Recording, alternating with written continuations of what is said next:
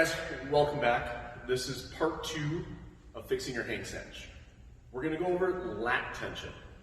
And this is going to kind of blend into part 3 where we're actually going to talk about the upper body pulling you under the bar. We're going to try and go over some different cues to actually get you to find your lats and what does that actually mean. As we're snatching, it's always easier to go from the hang because your lats are going to be semi-pre-engaged because the weight is pulling them down whether you know it or not. That's why the hang is usually easier up until a certain point where then we just start to get behind it, right? Because either we're pulling with our backs, we're not doing the leg drive like part 1, or we're loose in our lats, which is then going to let that bar float out and then we have to jump. So for starters, let's go through some primers to actually get you to turn on your lats or know what it actually feels like to that I use with clients to help them find their lats. Number 1, we're just going to go super simple. Can you pull your hand to the back side of your leg and make scap and fingers reach down? Try not to compensate and see if you can start bringing tension through here. Right? You're probably going to feel it up higher if you are. Let's bring that another step. Single arm pull down. I'm going to grab it like a handle, opposite foot forward. As I push down, I'm going to think about reaching away and keeping my shoulder down.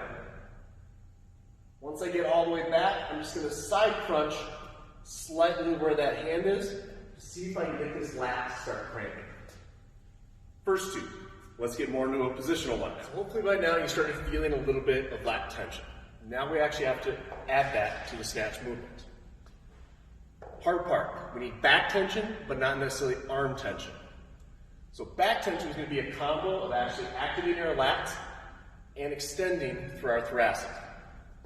When we're going through, the goal is to keep that barbell as tight as possible.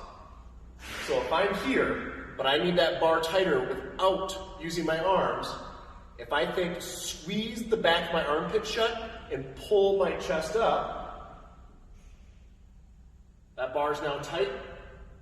My arms are still loose. We can mimic that with a band to help give you some cue. Pull that bar nice and tight. I'm just going to do a few snatch deadlifts to feel what that's like in that position. Let's put it on. So similar to finding our leg drive, back tension has to be set off the ground. When I come into place, I'm going to pull those arms long. I'm going to squeeze that piece of paper behind my armpit. And then push chest forward. Now I'm going to stand. I'm going to keep my chest forward. It's the biggest thing. As I hinge, I can't let those shoulders come forward. If those shoulders come forward, that is loss of back tension.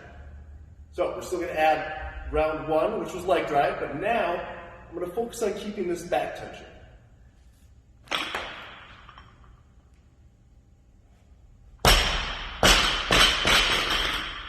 Hopefully this helps. Stay tuned for part 3 where we're actually going to talk about the pull under.